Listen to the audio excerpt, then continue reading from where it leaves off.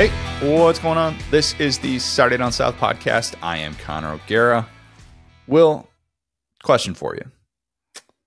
What kind of an idiot would ever doubt Georgia?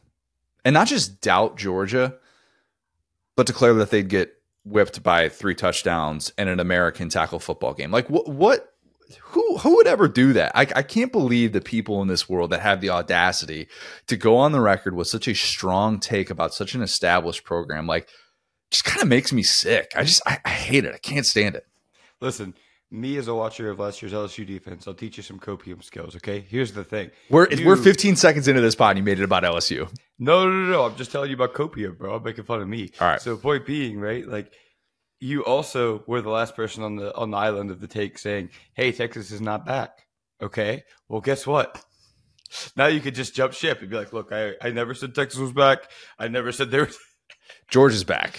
Georgia's back. So back. Georgia's back to looking like the baddest team in college football, and TBD if that plays out. But for that night, buddy, your boy was eating some crow by the end of the first quarter in that one. We're going to get into all of it. We're going to get into all these SEC games, but obviously we have to start with what happened in Austin on Saturday night. Georgia fans, you're welcome. Look, I'll say it again. 3 touchdowns was too much. And if you listen to Kirby afterward, which by now you've listened to Kirby afterward, saying that nobody believed in us, the entire ESPN network honestly picked against Georgia. What? For the first time, I feel like Kirby might have us there. I feel like actually, you know what? Nolan Smith said on this very show that a couple of years ago, he was the one who convinced Georgia players that they're all going 7-5. Kirby did not have to dial it up for this one. All he had to do was turn on the TV and listen to people this week, because we had a unanimous Texas selection on College Game Day. And you actually, like, when I realized I was cooked was when Saban flipped a coin for his pick, because between his former coaches, Sark and Kirby, he's like, I can't pick. He flipped that coin, and you knew he had no intentions whatsoever of picking Georgia. No matter, we didn't even know if it was heads or tails. He just flipped it to himself. We didn't get any sort of, if it's heads, I'm picking this. If it's tails, I'm picking it. When Saban did that, he had his mind made up, and I can guarantee you Kirby Smart knew that. And buddy, he was probably smiling ear to ear watching all of that. Real quick, you're right about that. I think Saban as a game day host is almost underrated in his ability to kind of like push an agenda. And like as an agenda pusher, I could really appreciate that, because he said some stuff to kind of like revise history in a way that I was worried about Auburn. This is the bigger rivalry. So like, yeah, I think Saban's a master at this already. I got to give him credit. He's passed even Tom Brady. He is. And because you're right. He didn't even say heads is X, Y is Z. He was just like, I'm going to flip a coin. And Texas. Yeah, sure. Unlike Pat McAfee, who was picked against the home team like literally once in the history of College Game Day. But that's a different subject for a different time. What was very clear by night's end is that Georgia still has its fastball. And Georgia's fastball is Jalen Walker going 102 miles an hour at your head. That is it. That'll do it. Okay. It is a very effective fastball. It is as scary as a Randy Johnson fastball, which I think is the most intimidating baseball player who's ever lived. More intimidating than Barry Bonds. How about that take?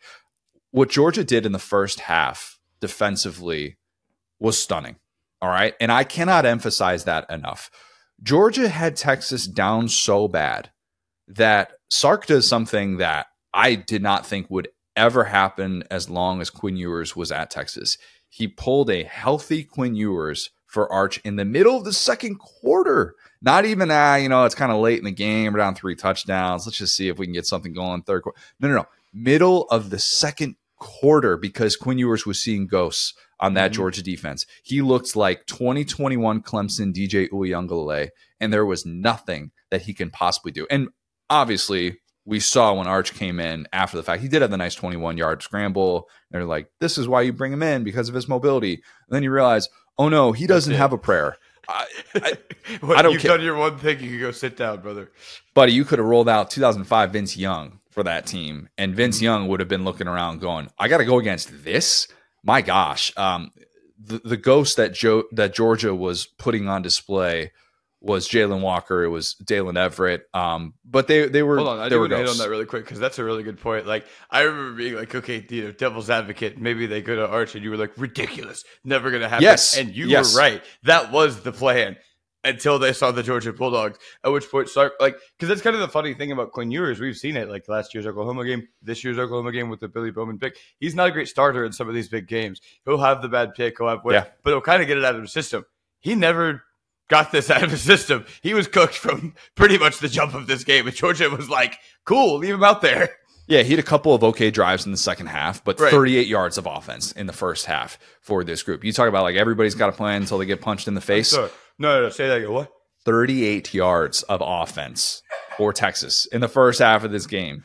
This is number 7 offense in the country, Will. This is a group that had 4 or 5 starters returning on that offensive line. This is a group that had receivers that had been established. And Isaiah Bond gets banged up in this game, whatever. That obviously wasn't the key takeaway from Texas's offense. But like it was unbelievable to watch how this played out and some of the things that Ewers showed that he wasn't recognized. Like I praised him for the Oklahoma blitz pickup that he had on that corner blitz that Oklahoma sends, and he hits Ryan Wingo in this little slant where he fills space. And that was the play that really jump-started the Texas offense when it was 7-3 late in the first half. And I talked about that's why you have a veteran quarterback in that spot, because he's able to recognize that, take advantage of that, and go, we're going to be just fine, settle into this. Dalen Everett. You never really fully turned over, though. Like maybe they jump-started it.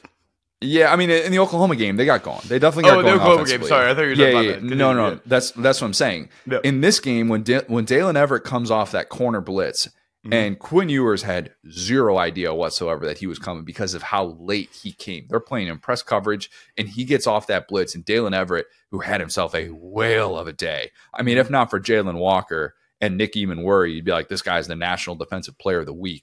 And maybe he still will get some of those honors with how well he played in that game, disrupting this Texas offense. But I am convinced after watching this play out, especially the first half, Kirby had the entire defense convinced that they wouldn't be able to eat until they took over in Austin. You want barbecue?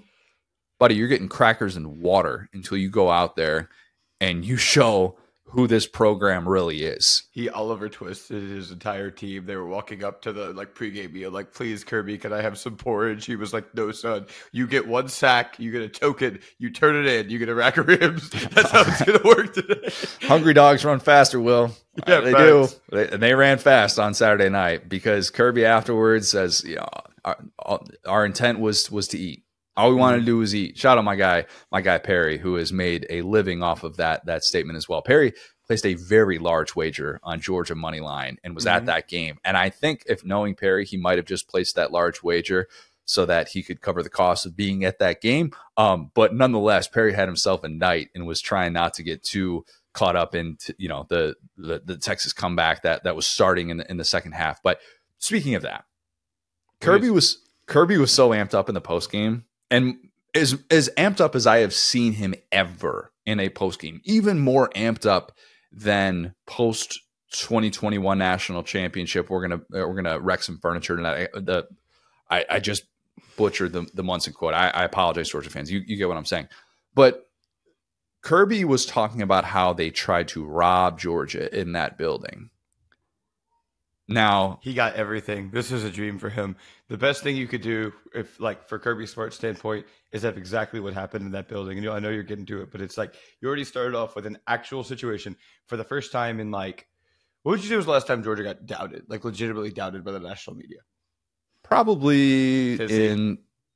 no, I would say 2020. Oh yeah, you know what? It probably is 2022 Tennessee because I don't think they got truly doubted. That was the last time we didn't pick them, right? We talked about that last time. People on College Game Day picked Bama unanimously in that game a few weeks ago.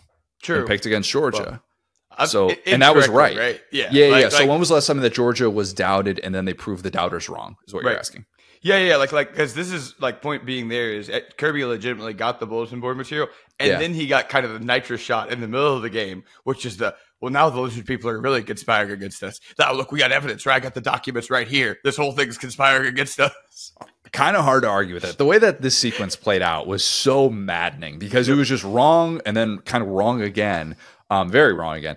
The reverse DPI on Jahdae Barron was just wild. The Texas corner looked like he had a very clean pick of Carson Beck, who we're going to get to Carson Beck, who was not good enough, in my opinion, in this game, but obviously got the all-world performance from the Georgia defense, and Trevor Etienne looked as good as advertised. But looks like he has a clear pick in a 23-8 game, and Texas is about to get set up with great field position. They show the replay, and you're like, buddy, that's on both sides. That's a no call. That should have been a no call. So originally it's flagged. Texas fans, of course, are irate. They go full UT and start throwing things on the field. And hey, welcome to the SEC. You're officially a UT in the SEC. Yes. You're throwing things onto the field. We didn't get to zoom in the way that we did with the mustard bottle. I would have loved to see what was being thrown specifically. Wine and cheese. No, I'm kidding. I can't be the first person that said licenses. That.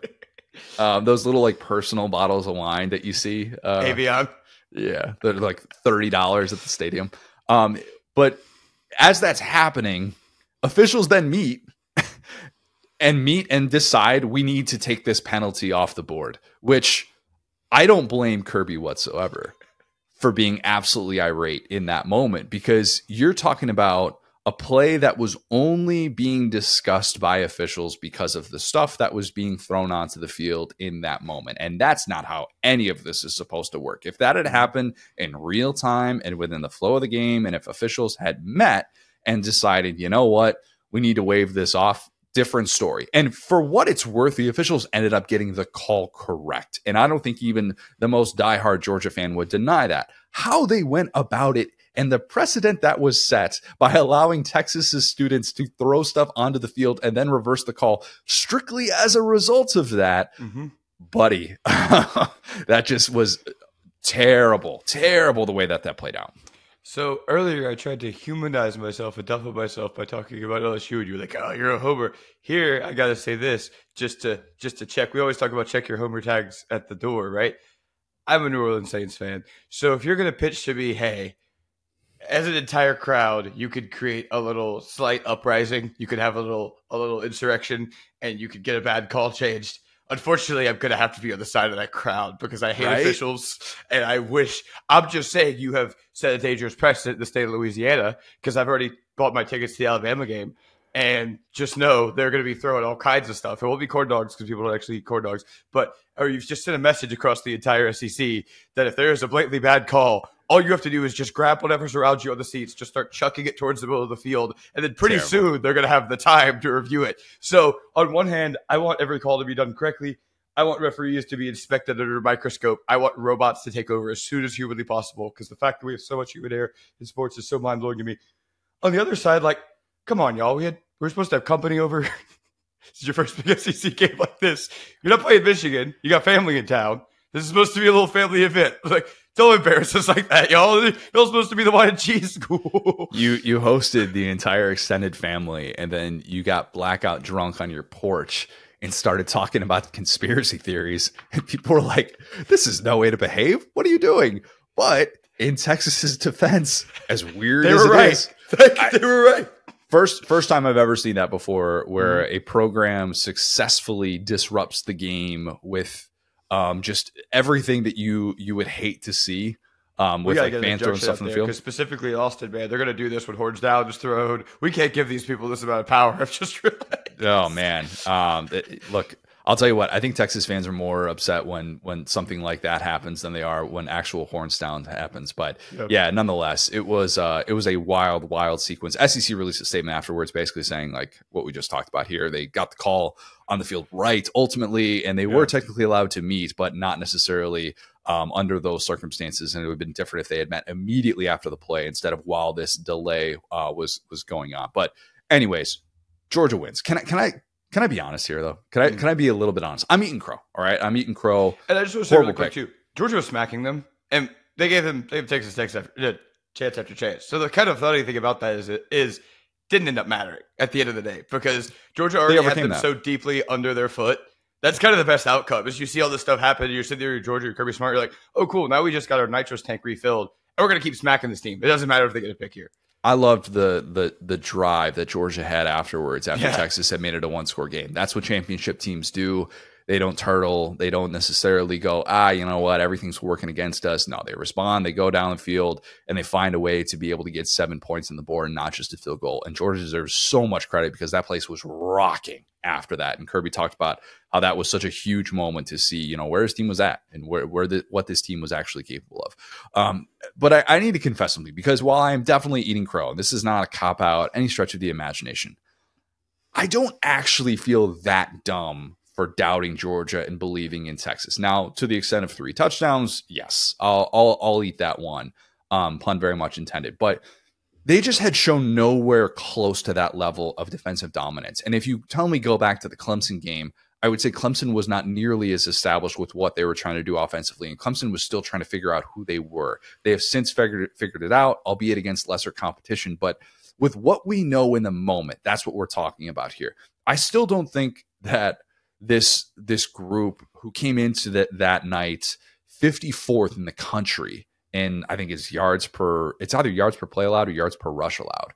They had not shown that level of dominance.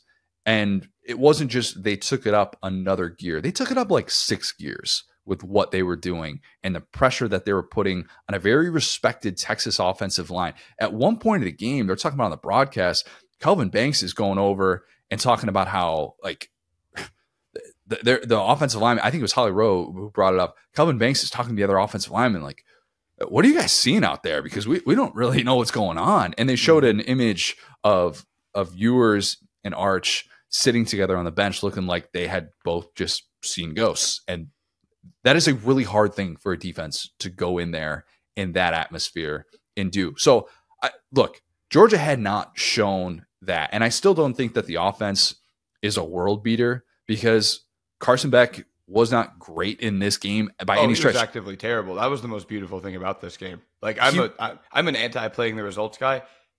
Georgia should have won this game by more points. Georgia should have won this game by so many more points if their quarterback was not a spy. This is actually nuts how much they beat Texas by. I'll defend Carson Beck just from the standpoint of, like, they had the 4 drops early, which Kirby brought up in the post game, and the receivers were not helping him. The London Humphreys thing is just not working out the way that I thought it would. I thought he'd be a better, more impactful player, but you're right, man. Like, some of these decisions, like the fact that Georgia was leading after Carson Beck has the 2 first quarter interceptions, and Georgia was still 7-0, still set up really, really well. They won this game despite Carson Beck. And if they are going to win a national championship, they cannot have this version of Carson Beck. I think Georgia fans would actually agree with that, because while he did make some nice throws, and there were, I praise that drive, that championship drive coming back. Mm-hmm. It wasn't a game in which all of a sudden you felt better about the player that Carson Beck has been in 2024. Yes. Okay. This is going to be a bit of a journey, but I promise you I'll get you back home. Number one, I think quarterback expectations in the SEC died this weekend. I think from what we've seen, we look at the guys at the top of this conference, Milroe, talking about Ewers, talking about Beck. Nico as well. Like the top, we at the beginning of this season, we had this beautiful sunrise and we said, oh my gosh, almost every team has a guy. What was it? Only 4 teams had not named a starting quarterback. This is a golden age of quarterbacks in the SEC. I'm not going to get into individual. There are too many guys to look at, right? But this has not been what we thought it would be from a quarterback standpoint. We saw that with Ewers. We saw it with Beck. Now, Ewers, goodness, the way that he turned the ball over in this game. But I say that to say, I am ready to say I was wrong about Mike Bobo 100%. And I'll tell you why. I looked at the scheme in the Bama game, and I said, hey, this is why you guys were getting cooked. In reality, I got to give Mike Bobo a ton of credit for scheming around a quarterback who is just actively a spy in the biggest moment here. And it's so funny because during that Bama game, I was like, oh, 3 yards in the cloud of dust.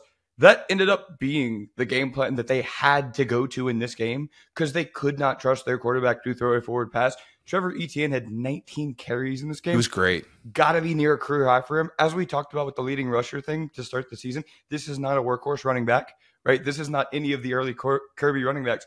But because they are in this situation where the defense was this is one of the best defensive performances I've ever seen by a team. I'm going to be honest with you. For the time that we've been sitting here, can you name, especially with the expectations, talking about seismic shifts in the SEC. If Texas can beat Georgia, they kind of move ahead of them. They're in solo place. Georgia now has 2 conference losses. They're kind of kicked back, Leonidas style. In terms of the best performance by a defense, I can't think of a better one.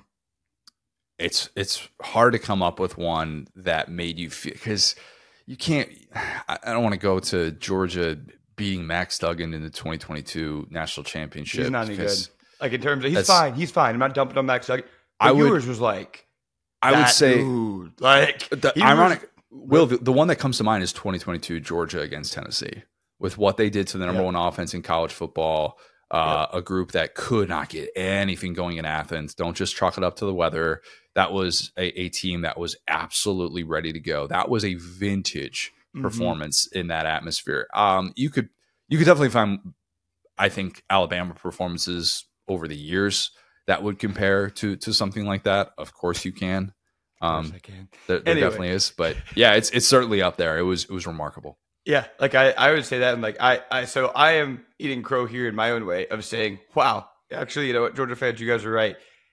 I don't know what's going on with Carson Beck, because it feels like, yeah, we could talk about developing the receivers, we could talk about that, but point being, the game plan here was like perfect, because part of you wants to be like, hey, let's put our foot on their throats. We keep getting these turnovers in the red zone. Okay, Ewers comes out, fumbles a couple of times. Let's put in Arch. He's got to go ahead and fumble too at the most costly moment. This defense was playing like, I mean, Halloween. Like they opened a portal to the upside down. And like these guys were like, had double X speed, double X stamina. Everybody was getting covered one-on-one. Everybody was getting through the line of scrimmage. We talked about, I'll just quickly spend a second on this. We talked about having the guys emerge. Let's go through 2 or 3 guys that you think really like became the story of the Georgia defense, so we can kind of expect this going Jalen Walker. Well, Michael Williams. Too. Yeah. When he's right, that was a money game from Michael Williams. They talked about how they were kind of getting him back into more of a third down type guy, but those two and Dalen Everett were phenomenal. Even on a day in which CJ Allen gets banged up in this game, I just thought what they were doing with those guys, it changes you. We're going to talk about South Carolina in a bit and how that's totally just changed the identity of what we think South Carolina is when you have those game wreckers up front. But Jalen Walker ended this game with 3 sacks and 4 quarterback hits or something like that. I mean, every time you look up, 11. Oh, there's 13. Oh, and it's 11 again. It was 3 TFLs, 3 sacks, 8 solo tackles. I'm telling you, tackles, Kelvin Banks needs to sue Georgia, because that's defamation. What those guys just did to his future bank account was rude. It was uncalled for. He's going to have to tell his kids one day, like, I'm not going to get generational wealth with this first round contract because of what those Georgia defensive ends did. And it was, and look, Kelvin Banks is still a great player, and obviously he's going to make a ton of money. But you get what I'm saying. It was unbelievable how dominant they were. Yeah, and so just to put a bow on this point, like, we can only predict what you've shown us on tape, right? So to your point, this is a Georgia secondary that we were just talking about, like, calling you guys out, man. Like, this is not the level of play that we expected from a Georgia secondary or Georgia defense at large. Talking about the Mississippi State game, I'm not going to sit here and say, oh, they were saving all the good plays for Texas. Malachi Starks called them out. He called out his own secondary after that game. There's like, we have like this black and white impression of like, okay, either everyone was wrong or everyone was right. In reality, what you want to see is not Georgia fooled everyone. What you want to see is Georgia improved, because that's what good coaching is. And I think it's what we're seeing here. I think that, like we saw, like I said, Kirby blowing up on the sidelines. You talked about Malachi Starks. Like, this is the exact thing. And I brought it up, during the SC championship game where they gave up all those points or the yards to Nussmeier. And they were like, and again, at that point, Kirby was yelling at who's the first round DB they had at the time. I feel like his name was also Malachi. Anyway, no, Malachi Starks was in that game in 22. Not Malachi. I'm blanking on this guy's name, but there was like the star of their team, and he was a DB, and Kirby was screaming at him on the sidelines, and I brought that up. I forgot. Bullard? No, anyway, it's a Wingo. Duh. He was like screaming at Wingo at the sidelines of that game, and it was like, okay, boom, like this is what we've come to expect from Georgia, and this is exactly what this was. It was like, hey, sometimes things can get out of hand. Sometimes we can get a little bit like that school, but this is our identity. Like, this is what Georgia football looked like in 2021. And honestly, not going to go back and dunk on Beck again, but this is more impressive than that. Because the thing you can say about Stetson Bennett is he always made the right play. He always made the chunk play. He had some bad turnovers, but he always get it back. This is a situation where if Georgia's defense plays this way the entire year, we came into this game talking about a PK in Texas where analytically, visually, the best defense, not just in the SEC, but potentially in America if they played well in this game. Now I'm feeling the same way, but it's about Georgia, because now I'm telling myself, well, Georgia has this championship pedigree. Georgia has this coach. Georgia has this defensive staff that can get everybody locked in. Yeah, they've lost some of the faces that we know, but at the same time, this is an identity. This is what a dynasty looks like. And we've seen this over and over again with Alabama over the years. Okay, after 2010, what is this team? Are they washed? Are they complacent? No. Kirby still has the ability to lock the doors, put you in an insane asylum. That's exactly what Quinn Ewers and Arch Manning and Steve Sarkisian and Matthew McConaughey were last night. Yep. Matthew McConaughey had a couple nice moments on camera during that comeback, but outside of that, it was not a day for him to necessarily remember. Not the best day for Bevo, who didn't get to take his rage out on Uga, who wisely stayed home for this one. Uga gets the last laugh, obviously, in this matchup. Kirby's got 51 consecutive wins against non-Bama teams. That's insane. Say it again. Say that again. 51 consecutive wins against non-Bama teams. How many yards did Texas have the first time? 38. 38, Will. I mean, goodness gracious. That is going to be a game we're going to talk about for a long time, with how dominant it was in their place. Because I talked about that coming in, how that was a box that, as great as Kirby has been in these 8.5, 9 seasons at Georgia, that was a box he had not checked yet. Beat an AP top 10 team on the road. He didn't just beat an AP top 10 team on the road. He beat the number one team in the country, who had, in my opinion, earned the right to be the number one team in the country, and did so in such convincing fashion with a vintage Kirby performance. Georgia keeps those SEC title hopes alive, which is all that really mattered in this. And it makes you wonder, will these teams see each other again? I predicted that they were going to face each other 3 times this year. We finally saw a chink in Texas's armor. I'm just saying, and I still really like Texas. I'd be stunned if Texas missed the college football playoff. I'm still saying that. Oh, okay. Yeah. I mean, that's the crazy thing. They're the only kind of team at the top. So we have like some weird teams. A&M and LSU have no losses, but it's still now the other spot has basically opened up in the SEC championship. Yeah, very much. And we're going to get to that with the showdown in College Station next week, the LSU A&M game that all of a sudden just has massive implications. But speaking of A&M, in addition to the fact that Texas next week has to go chase around Diego Pavia, and that's, as we know, not a given, number one team in the country or not. But look at that game late in the season now.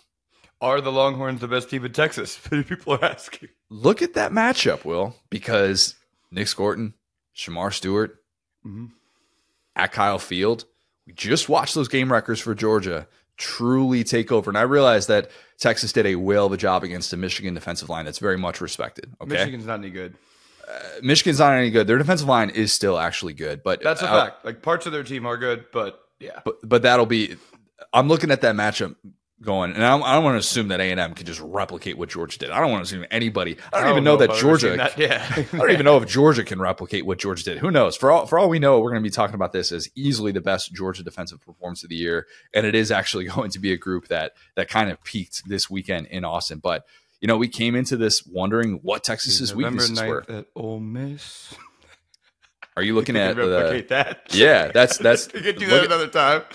And I'm not saying that Texas is about to lose 3 games or anything like that, but all of a sudden you have a weakness that you can actually address. And for a team that had trailed for 3 minutes and 50 seconds of a possible 360 minutes of football this year, you're going back to the drawing board in a different sort of way. Maybe this is going to be a rallying point for Texas. Maybe it won't. I wasn't particularly crazy about the decision to put in Arch, despite what Sark said afterwards. We're just trying to get a spark, blah, blah, blah. But if he came in and actually looked okay and it becomes a relatively close game, then you've got a quarterback controversy moving forward. I understand you're just trying to win a football game. I don't think there is a quarterback controversy, but I absolutely think that the thing that I did not think would happen this year, or as long as Quinn Ewers was there, is now on the table. And now this opens the door. It almost felt like Sark said, oh, beating Kirby, I'll follow the advice of my former boss. Just put in the backup quarterback. I bring in the second quarterback? Yeah. Looking at Nick like FaceTime, like, do I put him in now? When Kirby's got you, you put in the backup quarterback. That is the strategy. I simply would not have been there in the first case. I don't know how to play against this. Maybe stop turning the football over. Yeah. Who do you think Saban got a text from first after this one? Or who do you think Saban? Do you think Saban reaches out to Kirby afterwards and gives him an attaboy, or do you think they've now been apart long enough to go to kind of respect what each other's doing? And Saban obviously will praise it, during the week if he has any sort of spots, media spots, or anything like that, and then on College Game Day. But I kind of wonder about that dynamic a little bit of what is this game like, watching this from afar and seeing where these programs are at. Saban, I believe, knowing Saban for as far as arm length as we see him, I bet one of the first things he said was a joke about the Alabama game. I bet he said, "Hey, where is this in Tuscaloosa? How about that?" And that motivate. That's the thing. They're both sickos. So I bet Kirby was like, "You're right. I'm going to show you you're wrong about that too." Yeah. All right. We got a lot to get to. Tons and tons to get to. Let's go to. Oh, by the way, Keely Ringo. Duh. Keely Ringo. I called him. Guys, it was 3 years ago. Don't hold that against me. I was trying to be complimentary, but of course, Keely Ringo is the guy I was thinking of. Also, shout out to my guy Perry, but that's for a different story for a different time that I'll share with you off air. We'll save that one for later. All right. Alabama, Tennessee. Well, for the first time since 2007, Alabama, multiple pre-November losses. Welcome to the new age of Alabama football, wherein going to Tennessee is all of a sudden no longer a guaranteed victory. Kind of, sort of, just kidding, because obviously the last time that Saban went to Tennessee, cigars, goalposts, river, you get it. Tennessee 2-1 against Alabama. Are they getting hot? 2-1 in their last three. Yes. Watch out. And had a lead at halftime in the game that they lost as well in Tuscaloosa. Just saying. Does Josh Heupel own Alabama? Here's the thing. Let's get into the new era of Alabama football, because if you didn't think it existed coming off of the Vandy loss, you certainly feel like it exists coming off of the second loss in the state of Tennessee, which, by the way, first time that Alabama has lost to Vandy in Tennessee in the same season since the what administration? Ronald Reagan. Yeah, 1984. 40 years, long time. The new age of Alabama football also consists of Jalen Milroe attempting 45 passes. Do you know what his career high was coming into this? Oh, wow. He had a game like that. I want to say it was about like 46 or so. 33. Really? Yeah. Wow. Never mind. Yep. Stunning to see that against the Tennessee pass rush. I wasn't crazy about that plan, and I don't think game flow really leaned into that. But Tennessee wins a wild, weird game that didn't exactly make you think that someone from this was a superpower, but it was still obviously extremely important for Tennessee. How weird was this game, you ask? Tennessee, once again, scoreless in the first half. Third consecutive time that they've done that. Haven't done that since the John F. Kennedy administration. And by the way, I had to go back and look to make sure it was in October when this happened and not like late November. I'm just saying, if I'm going to bring up a presidential administration, I'd better be before the assassination, not after. Come on. We've started with a Zapruder film, and we've gone straight to here. I love it. Missed opportunity from me not to go to Dealey Plaza when we were in Dallas. Should have, didn't. Regrettable decision. But the fact that Tennessee overcame that and is 2-1 in that stretch in which they did that with 3 consecutive scoreless first halves, that speaks to how good this Tennessee defense is, and it speaks to how freaking good Dylan Sampson is. My God, all bang the drum team, legend.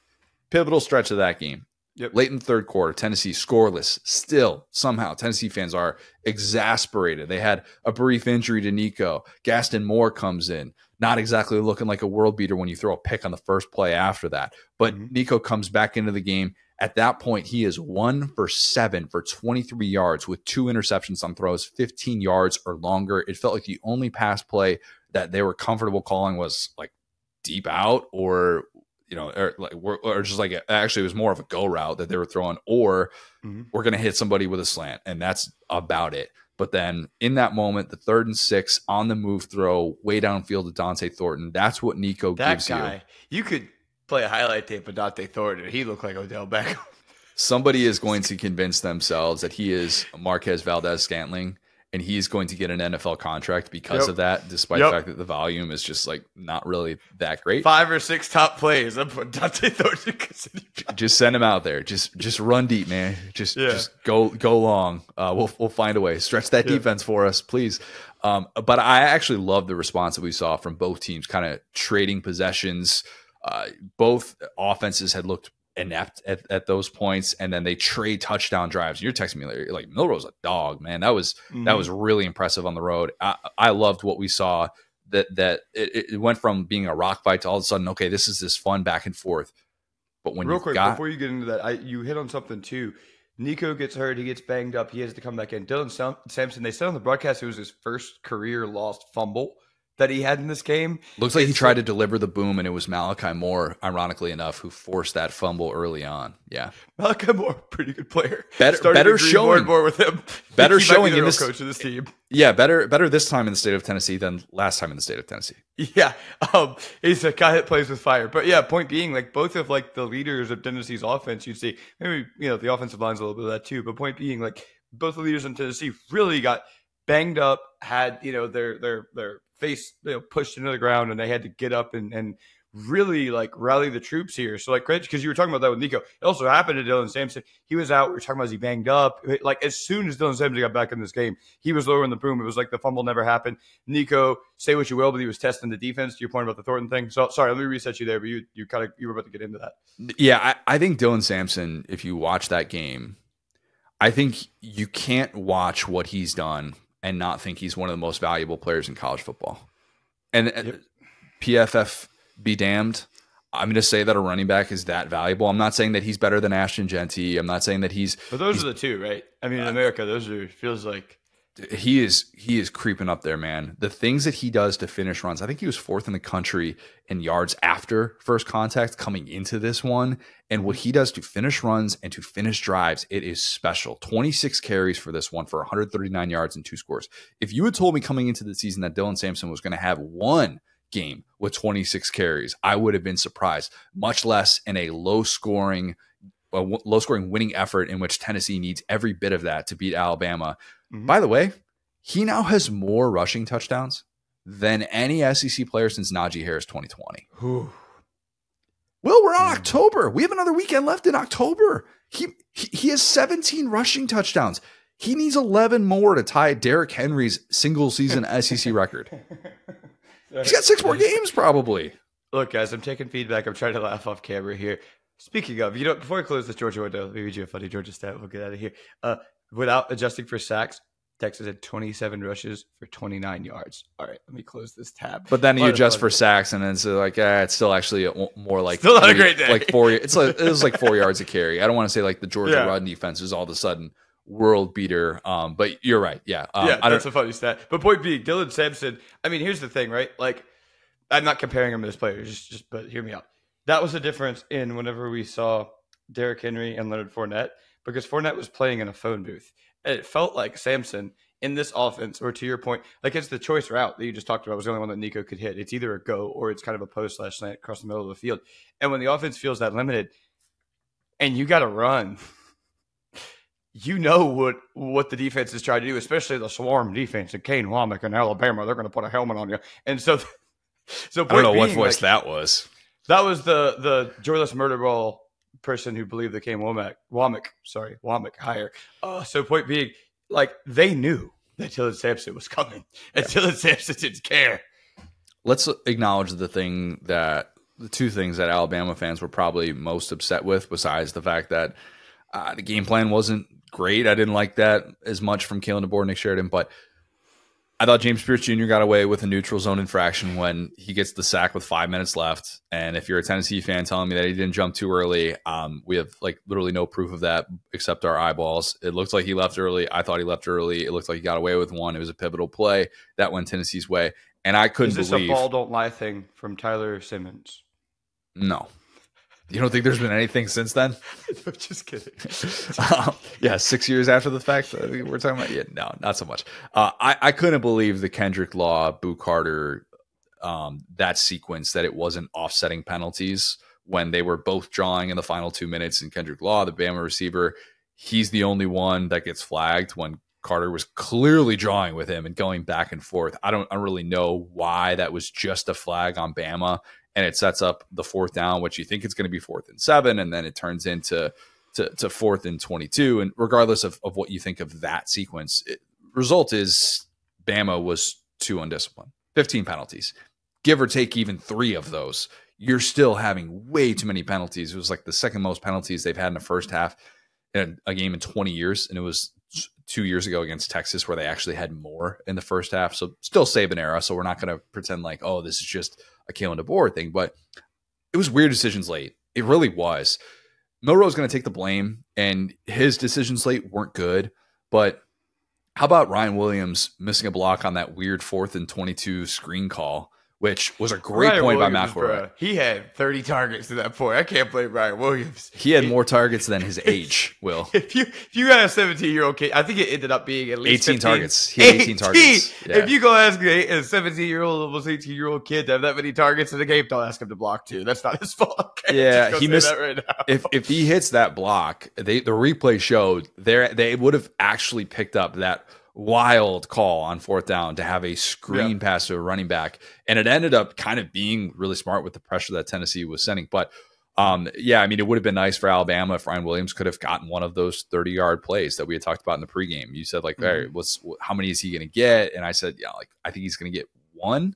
And he doesn't end up getting one of them. No catches of 20 yards even in this game, despite those 18 targets. Bama's offense is just so Milroe dependent at all times. And obviously he's the quarterback. He's a mobile quarterback, so he's going to be more dependent on him than it is others. But I would argue it's Ryan Williams dependent, because if it was Milroe dependent, they'd be running the ball with him. And I feel like Milroe, if it was Milroe dependent, he would have more carries.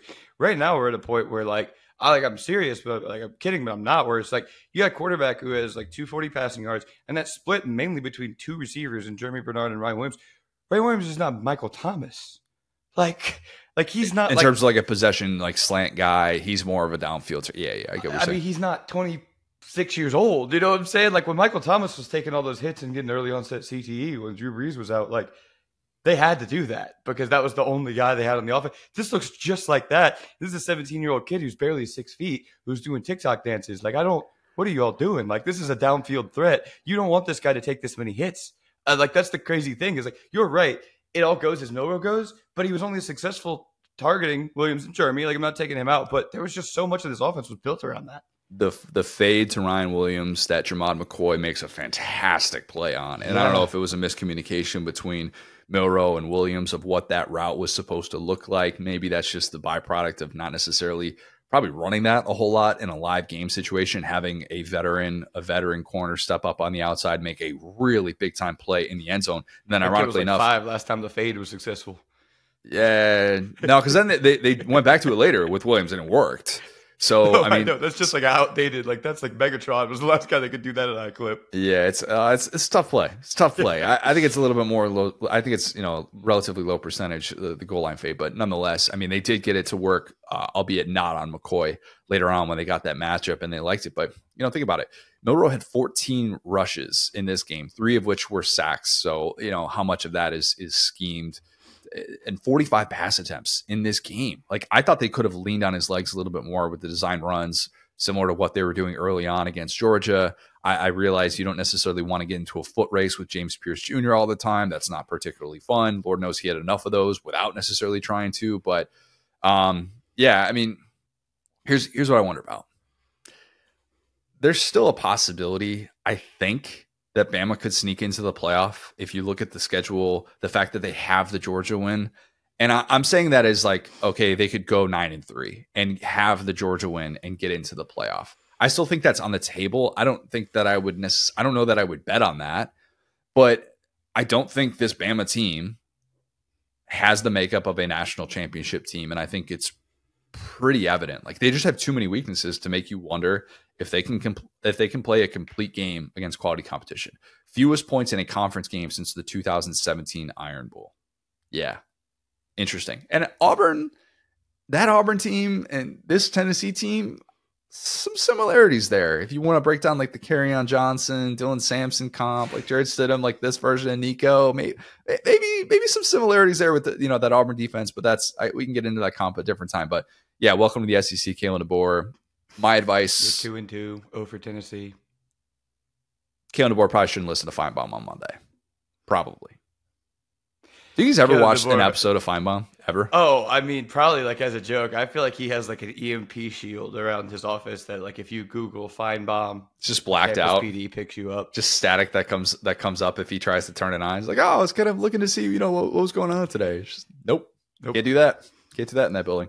Yeah, but not necessarily a game in which I felt like either one of these teams is all of a sudden, we're ticketed to Atlanta. This wasn't a game that made you feel that, but Tennessee deserves all the credit in the world because they showed the poise down the stretch, and this is a game that pre-Josh Heupel era, they find a way to lose.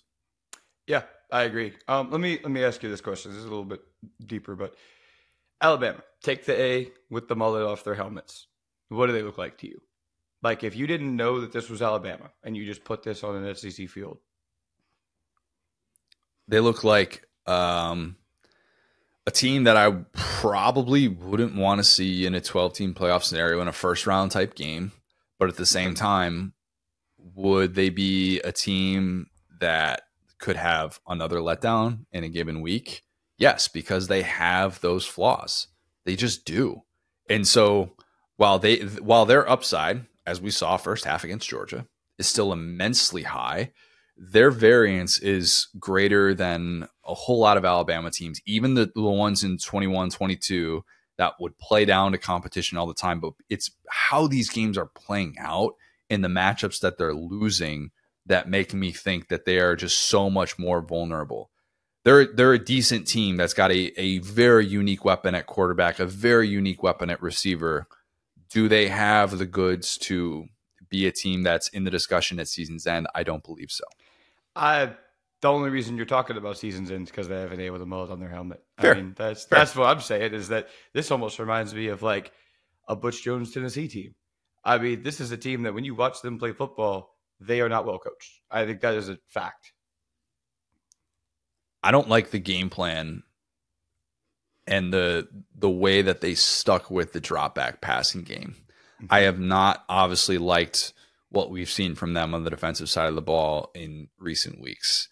We have now gotten to a place where instead of asking what does Georgia do best, which we saw what Georgia does best, and that's have healthy, as you would call them, swamp monsters in Jalen Walker and Michael Williams. Zombie Island in Athens right now. They got a ton of those. Scooby-Doo, favorite cartoon of all time, hands down. What is the thing that Bama can hang its hat on? Because in this game, it intended for that to be Ryan Williams. It intended for it to be the drop back passing game. Didn't work out. It didn't work out. And against a really good defense in a hostile atmosphere, that's great. But if you can't turn to that thing consistently, now it worked against Georgia, didn't work against Tennessee, didn't work enough against Vandy. Who are you? That's I think where people are at with Bama, and even Kalen DeBoer, as opposite as he is of Nick Saban, he looks like someone that in the postgame he's searching for answers and doesn't seem as confident in the team that he has at this point of the season. Yeah, I mean, and the reason why I hit on this point, this is a PTSD, post-tide stress disorder, right? It's the fact that we've been picked against Alabama so many times and we've been wrong. And that's why when we talk about Alabama, we start talking about the postseason, because Nick Saban proved us wrong, okay, over and over again. Nick Saban's not walking through that door. This is the first time. He's not? No, well, he's in a different door. There's a door he's walking through. Hadn't heard that yet. All right. It's in the stadium, but he's not coaching unless they're potentially playing Georgia. Breaking news. So point being, he's not walking through that door. This is the first time since 2007 they've had 2 losses by this point in the season. Like I said, I get to watch this team a little bit, objectively, because I don't have to write. And when you have to write, all your takes are in print, and so it's like you want to kind of look at the big picture, safeguard yourself from that stuff. But when I've said this kind of from the beginning, it's that this team is so fascinating because, to your point, I think they do have an identity. I would say that. I think their identity is target the mess of the Ryan Williams, get him downfield, trust Jalen Milroe. Is their identity, but that has not gone well in the past 3 weeks. So point being, I think they have a game plan. It just isn't a very good one when stuff hits the ground, and their coaches are arrogant. I mean, the coaches are arrogant. I think it's pretty obvious to say, because when you do your first thing and it doesn't work and you keep doing it, that's the credit I'll give Georgia after this week, is that Carson Beck didn't have it. He had 3 picks. He played not great. He played badly. Okay. They were able to overcome that. with their swarm defense, right? They're able to overcome that by running the ball with ETN, which is not usually their cup of tea. In this game, to your point, I think they got to take off a little bit more. I think they got to trust their receivers. I mean, this is just not a winning game plan, and it's a coaching staff that came into the SEC saying, okay, we're going to hire Kane Womack. He's 30 years old. He's smarter than everyone. Oh, I'm DeBoer. I did great at Washington. Not 30. He's not 30. He's closer to 30 than a good coach. Anyway, so point being, he right, like I'm not wrong. So we got these guys from East, whatever state, South Dakota State, and we're gonna teach everybody how to play football in the SEC. We're gonna do things differently, and hadn't worked. So I think at the end of the day, it's time to humble yourself. I think they do have some of the talent on the roster. I think the recruiting class is fine. We'll see how long that goes if they keep watching this stuff on TV. I mean, we've talked about it. Like it's just. I think that the PR machine tried to slam the door closed too quickly in Alabama. I'm not. It's just we talked about this all offseason. Now it's happening in front of us. So I'm not bringing up old stuff. It's just what's directly happening, right? So I think that Tennessee, we could argue their offense is still pretty fundamentally broken. I think that Nico is still not right. He didn't play well in this game. He played well enough to win. Samson is a dude. I think they need to lead on Samson. But you got an offense in Tennessee that couldn't do anything but run the ball with Samson. A defense in Alabama that couldn't stop that. And then on the other side of the ball, you have Alabama just continuing to try to force something that didn't work. So I'm fascinated to see because they can out-talent people. I think that the Georgia win might honestly be something that ends up negative in the long run because they showed up and were smarter than everybody on that day in Tuscaloosa. And then suddenly they played Vandy. Suddenly they played South Carolina. Suddenly they played Tennessee. The SEC East used to be Saban's breakfast. You would eat those like little Debbie cakes. I think it was just South Carolina and eventually Georgia he lost to, but it took him a while. Now it's like, well, like I said, I think Saban only lost to a team from Tennessee one time, and it was Tennessee in 2022. Now DeBoer is 0 for 20, over 2, and it's Vandy and Tennessee. This is a new era of Alabama football. So I tried to tell everyone, people showed me 24/7 rankings. Cool. I don't think it's disrespectful to say losing the greatest coach of all time is a downgrade. Okay, that's fine. But where do we go from here? The SEC is wide open. It is 2007 all over again. I'm not going to say your path is alive now because there are too many teams ahead of you, and you have those 2 conference losses. And I don't know. Maybe if you play Georgia again, maybe they do win. Who's to say? But this is a fascinating fork in the road, and it keeps Tennessee very alive. Just for the record, not a single coach from South Dakota State or from South Dakota, the state in general, all of which were later additions. Sioux Falls is where he's from, none of which were from Sioux Falls. That's in South Dakota, Ryan, yes, but Ryan Grubb was the only one that was with him during those days, and all of those coaches were of like Washington era as well. Right. So, I'm just saying he was in South. Yeah, you said like he brought coaches. Sioux Falls is not South Dakota. No, you said that he brought coaches from South Dakota. That's what I was saying. He's from South Dakota. I know he's from South Dakota. I know he's from. What are we talking about here? Where's Josh Heupel from? South Dakota. So sure, I'm just saying that's where he started off. Remember I'll tell you what I'm saying. Whenever Adam Schefter had the tweet about here's his record, and I said, oh, we're counting these wins at Sioux Falls now. That's what I'm talking about. Fair enough. Okay. Yeah, I was pointing to the assistant stuff. All right, let's get into Auburn and Mizzou here. Will, what if I told you that Auburn was 105-1 with a 14-point second half lead the last 20 years, and the opposing quarterback who had the best chance of overcoming that was actually in the hospital at key points of this game? What if I told you that? Love the SEC, man. You'd say, well, Connor, surely the odds are still in Auburn's favor. Right. Surely. No. This Auburn team is built different. It just is. Mm-hmm. Impossible is nothing when you have this unbelievably magnetic Hugh Freeze, Peyton Thorne combination. Mizzou fans, I'm going to give your boy Brady Cook some love in a second here. And for what he did coming back into that game, not quite Willis Reed levels, but not that far below Willis Reed levels. What Hugh Freeze did to blow this game was maddening. It was absolutely maddening, and I put this one 100% on him, and not just a kicker and a quarterback. The key sequence of the game, Auburn's up 17-6, and it has first and goal from the Mizzou 10 late in the third quarter. Really nice drive with balance that's put together. So first and goal from the 10. What does Hugh Freeze, the guy who took back offensive play calling duties, what does he do on first and second down? Doesn't give the ball to the top returning running back in the SEC to try and make it a 24-6 game. No. Let's not lean on this ground game. Let's opt for 2 Peyton Thorne pass attempts from the 10. Incompletion, takes a sack, gets a little bit back of it, like on third down, but no such thing as getting something back when you've got a backup kicker who can't make it from 30 yards. Apologies to Pat McAfee if that offends him for criticizing a kicker that can't make a 30-yard kick who has made half of his kicks this season. But what is Hugh Freeze doing? What's the kicker's name, Connor? Towns Magoo, Will. Towns Magoo. I'm sure he's had better days than yesterday. All right.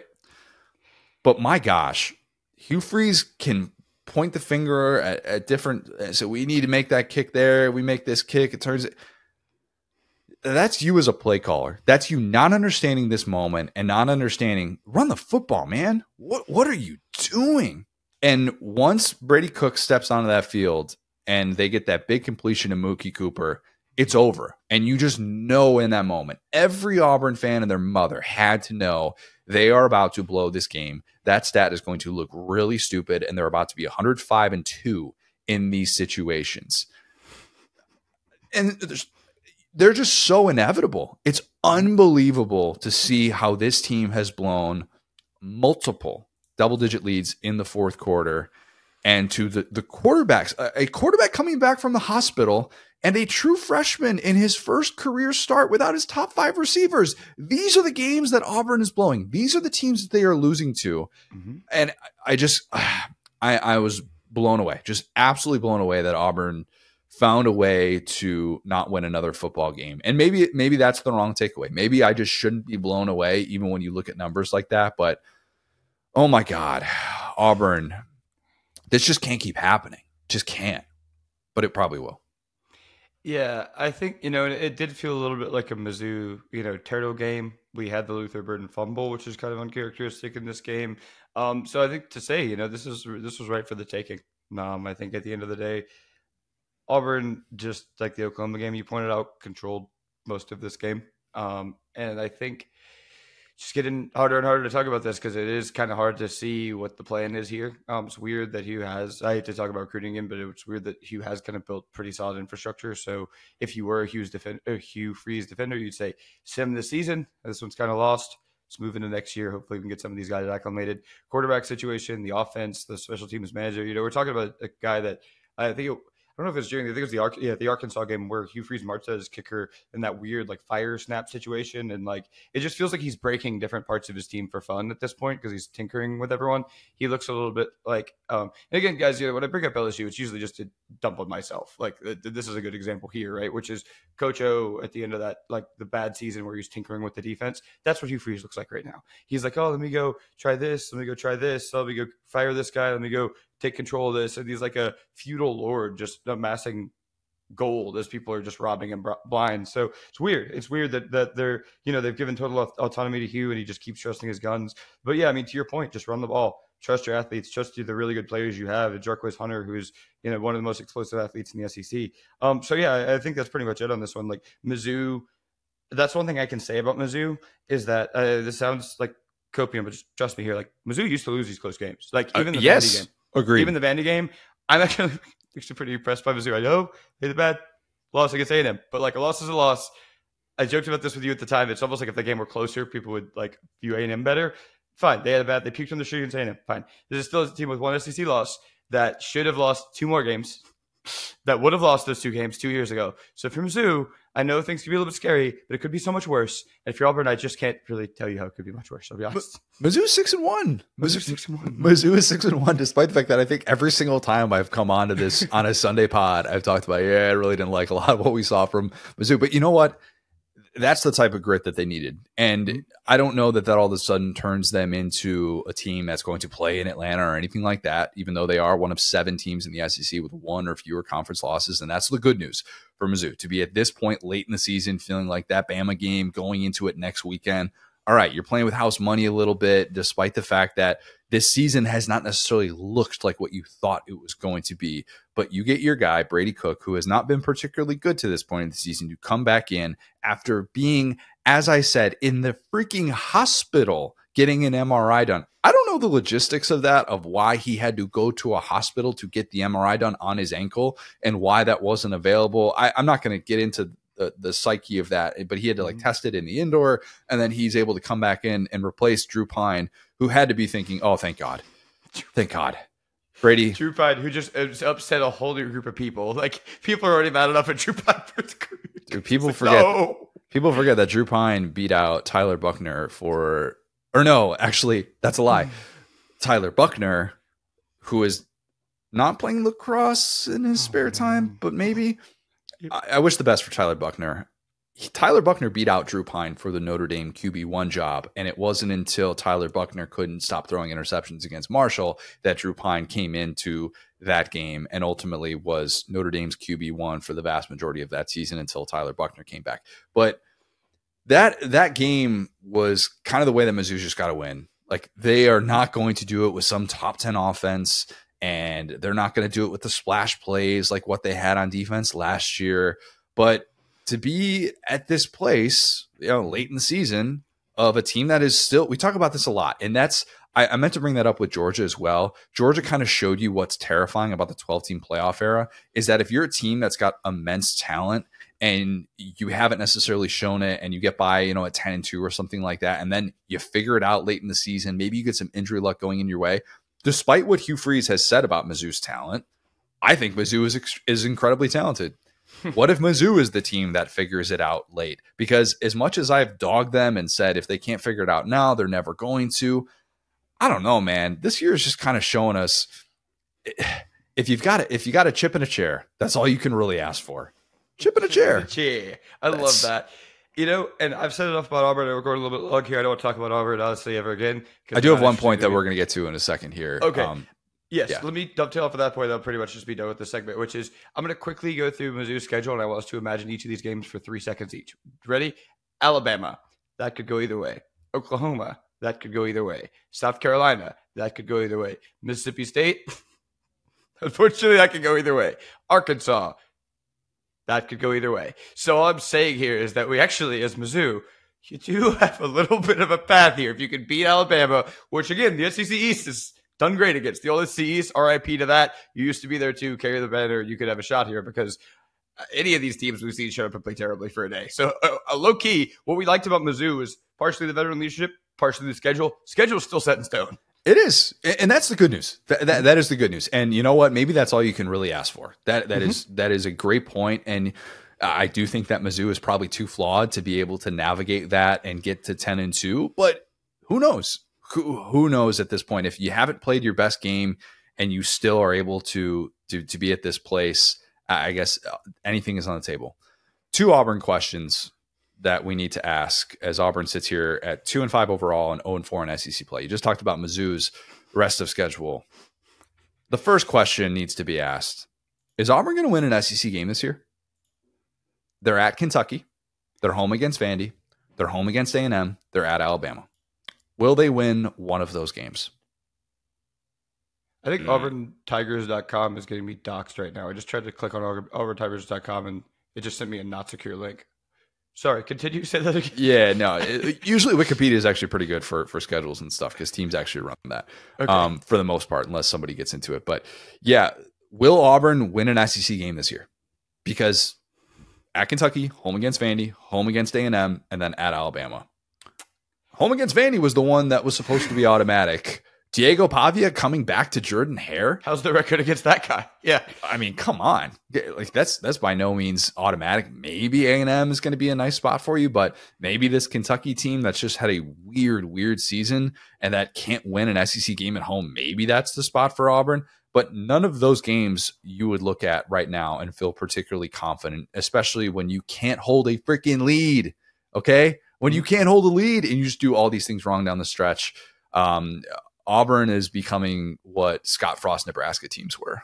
Nobody wants to hear that, but oof. Yes, no, you're right. Maybe at Kentucky. Special teams, horrible. Just find a way to blow it. Yep. The other thing that needs to be asked, this is the point that I've been sitting on for the last couple of weeks, and I didn't want to be too early with it because it sounds like revisionist history. What if Auburn had hired Cadillac Williams? Oh, wow. Couldn't be worse. Think about this. The recruiting is phenomenal. Hugh Freeze has done a whale of a job recruiting at the high school level. Y'all think Cadillac Williams was going to struggle with recruiting because that dude was at IMG before he was at Auburn, at the best possible connected school that exists. You think that the name Cadillac Williams wouldn't have had some staying power in the South? You think that being the only black coach in the SEC wouldn't have had some staying power? And look, I'm not going to get into like this exact path that I think he would have had, and he would have had to have hired the right staff, because that's the case for all head coaches. All right. And I wasn't one of those people sitting there saying that they absolutely 100% must hire him, but it was something that we were legitimately talking about at the time, and vibes couldn't have been better. Everybody go back to the A&M game and everybody swag surfing. We've got All the Above playing. One of the most underrated songs in the history of life is All the Above. Shout out Mano. The way that sequence unfolded, where he gets, oh, we're going to keep you on staff and we value you so much. Hugh Freeze talked about that in his opening press conference, and we're going to keep you on board. And then after a year, he's gone. I'm not saying that Auburn would be a top 15 team right now if they had hired Cadillac Williams. But do we at least need to ask the question? Because the things you thought you were getting in Hugh Freeze have not materialized yet, other than those recruiting things.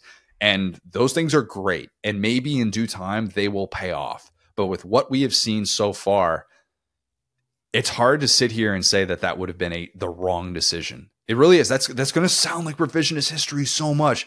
But Auburn fans, you have to be at least wondering what it could have looked like, because there's no world in which you thought this team was going to be 2-5 and 0-4 in SEC play in year 2.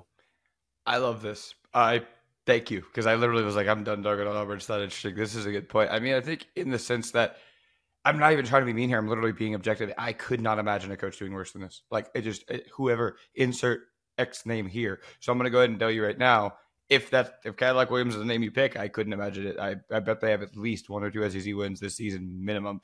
And like last season's whatever, like we don't judge, year 1 coaches or whatever. But at the same time, like this team has gotten worse, which is impressive, because they started with like no talent. They got in a transfer that didn't work, and they've gotten worse. So yeah, I think Cadillac, like the things you worry about with Cadillac Williams, which is like, oh, former player, like, and I mean, whatever, but he's been coaching in a way since 2015 too. So it's not like, getting Deion Sanders or something. It's just like, oh, he was on TV and had a podcast and now he's doing this. It's like, no, like he kind of was already, like he'd been a running backs coach, even like going back to like Henderson State in 2015. I mean, he retired in 2011. So it's not like he really like spent a lot of gap years or anything. So yeah, I think it would be better, pretty much, no doubt. But I don't know if that would be the right hire, just because Hugh's so bad, And for everybody saying, oh, you couldn't have done that, you couldn't have hired an interim coach, it never works out. It's like, once upon a time, Dabo was an interim coach who wasn't a coordinator, didn't have play calling experience or anything like that. And back in the day, I mean, Dabo, if you go back and I got his book like literally sitting right behind here that I've talked about before, that Lars Anderson wrote.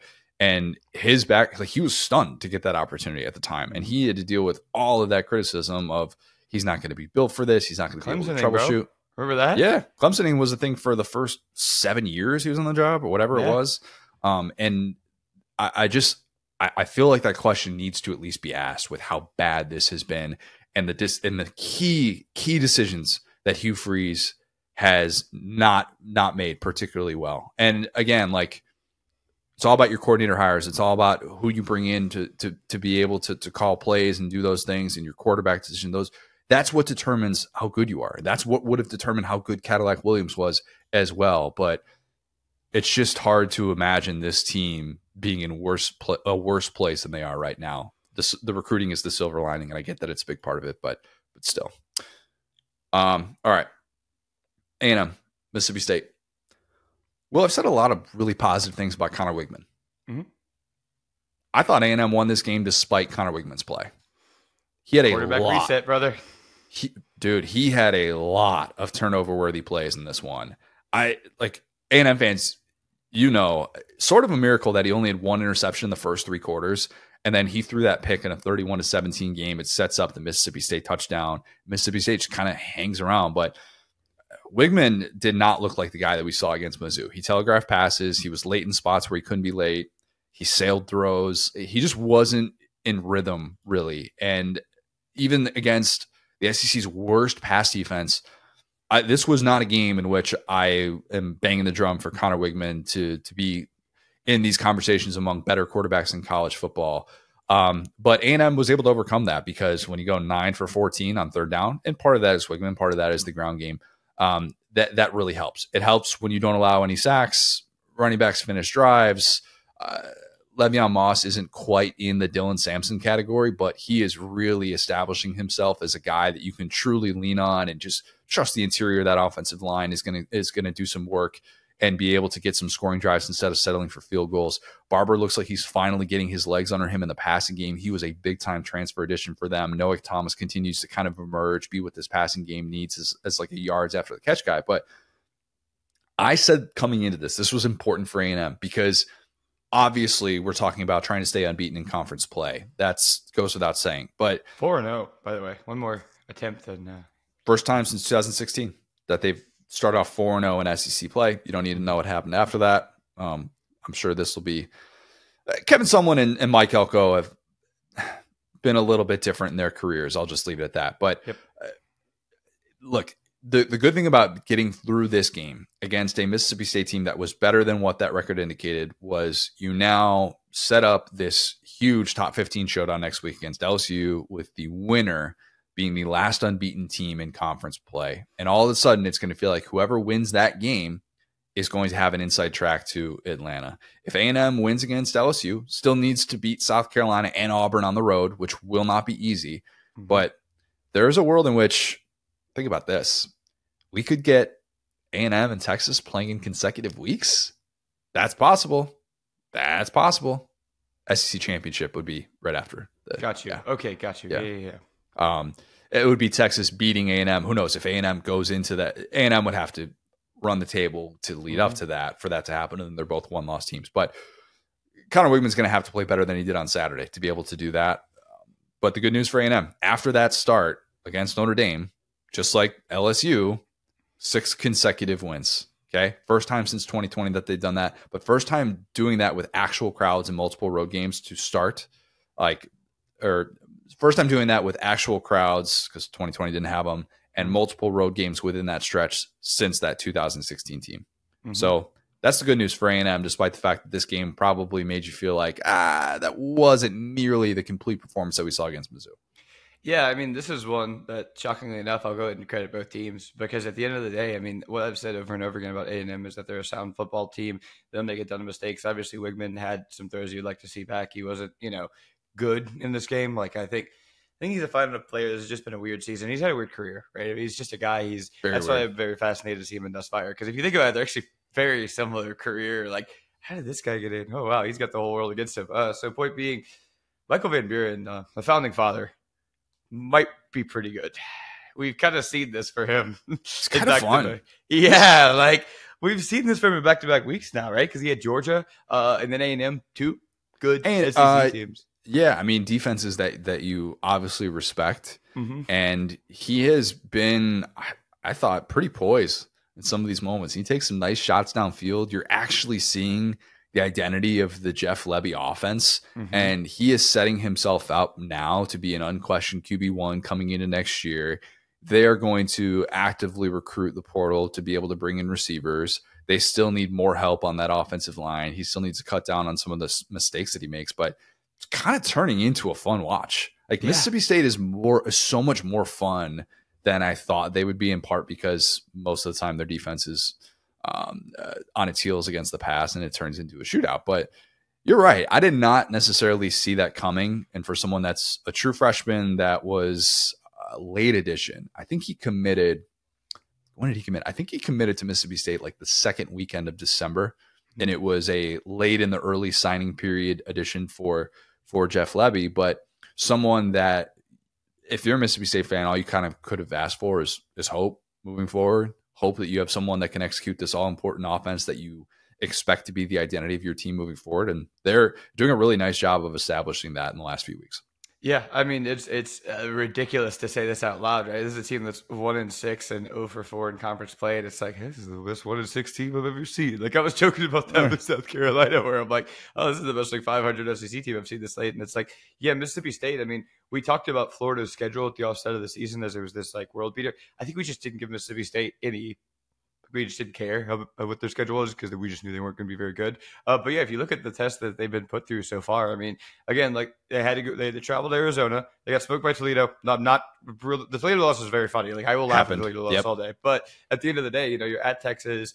You play Florida. You're at Georgia. Now A&M, right, which is a team that has really come on late here. And you look at the schedule. I mean, they got to go to Tennessee. They got to go to Ole Miss. This is actually like just as hard as Florida's schedule. We just didn't expect, like, they were not in a prove it year. They were not in a coach year. Like their coach was going to be safe pretty much no matter what, as we saw. So count me as interested. I am bumping this post to follow. I want to see what happens because Michael Van Buren has proven that he's not scared in the Texas game, the Georgia game, this game. So I think that it's only good reps. Like we were just talking about with Nussmeier and Wigman, where it's like, if you're not in a situation where you're getting your coach fired and getting depressed over this and you just go have fun against good teams, kind of helps, honestly. Let's do it. Yeah, I mean, you would rather have right now, and I'm not saying this to dog him because Lord knows his mentions aren't particularly flattering after what happened in the first 9 plays on Saturday, but you'd rather have Michael Van Buren over Michael Hawkins Jr. at this point.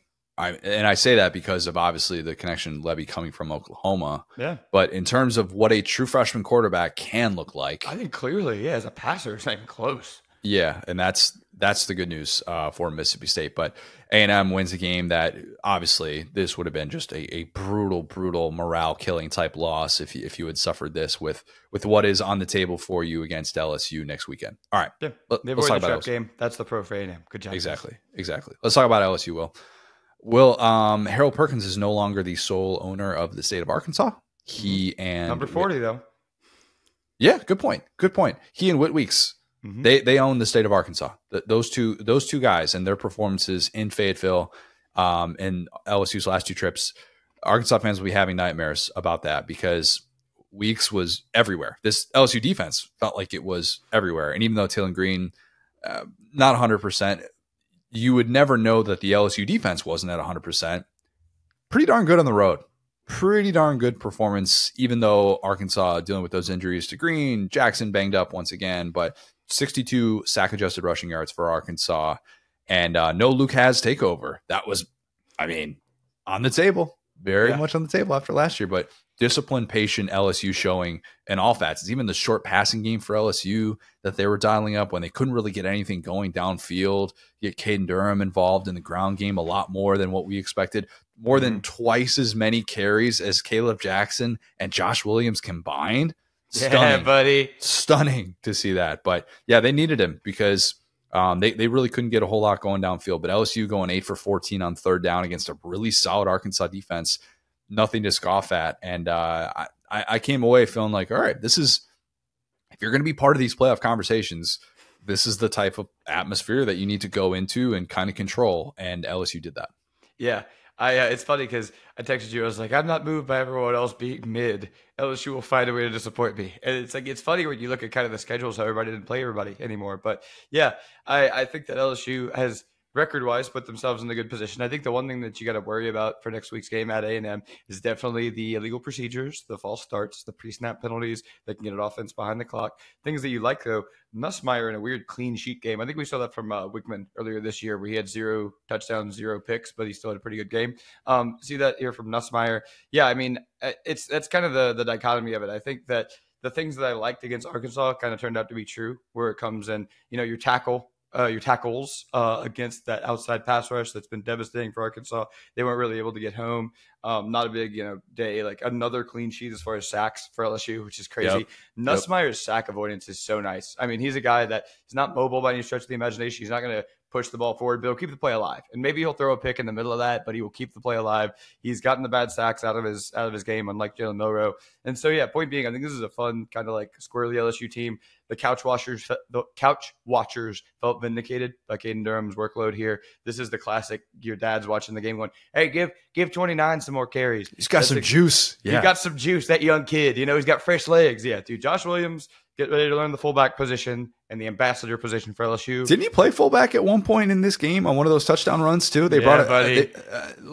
Did they have like an I formation on the goal line at a certain point? Listen, buddy, forget about 21 personnel. We're going to do 22 personnel. We'll let you play Josh Williams. You just need to block. We know you're a little bit of Montreal Johnson in you. Your blocking is very valuable here. Let's just put you to fullback. Let you be behind Caden Durham because that guy is a difference maker a la Dylan Sampson when you see the difference in his carries with the other guys, right? Like it's like, oh, this ball is going to 6 Dylan Sampson. It's shot to go anywhere. Same deal with Caden Durham here at 29. And so, yeah, point being, I think that Arkansas played better than this final score indicated, but at the end of the day, the Taylor Green experience is the Taylor Green experience. Unfortunately, when he's hurt, he's got a little bit of the Sex Panther vibe to him. He feels like he trusts himself all the time, even if he's got it 60% of the time. And so that weak sack just broke it open in a game that Arkansas was never going to win, but it was going to look a little bit prettier. I think that's about it for this one. LSU once again next week. A great test for those tackles. Stop me if you've heard this before, but Nick Scorton.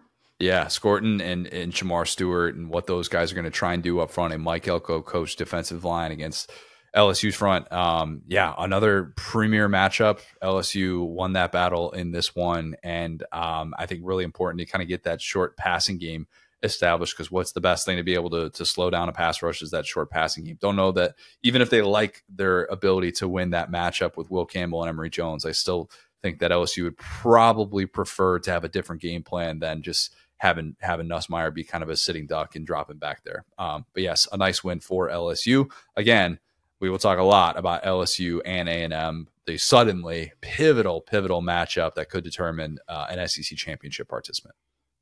Sorry, really quick. We saw this twice with Nico and with Nussmeier this weekend. Quarterback gets shaken up, comes out of the game. First or second play back, QB power. Why? I just don't get why. What are we doing? Neither of those guys. I was like, and Nico had a great run that we didn't actually. I'm glad that I talked about Nico at this point weirdly, because Nico had one great run. But it was like these guys around like, can they even play? First play, yeah, I got some juice. Just throw the ball, dude. Hand it off. You could be out there and affect the game. Yeah, seriously. Can we get an HB toss? All right, just let me get my legs under. Yeah. Like when you get into the office, it's like, all right, I don't need to be doing the grind of my workday here at 8 a.m. Let me play a little bit of solitaire. Let me get my feet wet for 10 minutes. All right. Solitaire. Yep. Yeah. All right. South Carolina, Oklahoma. Will, I got a question for you.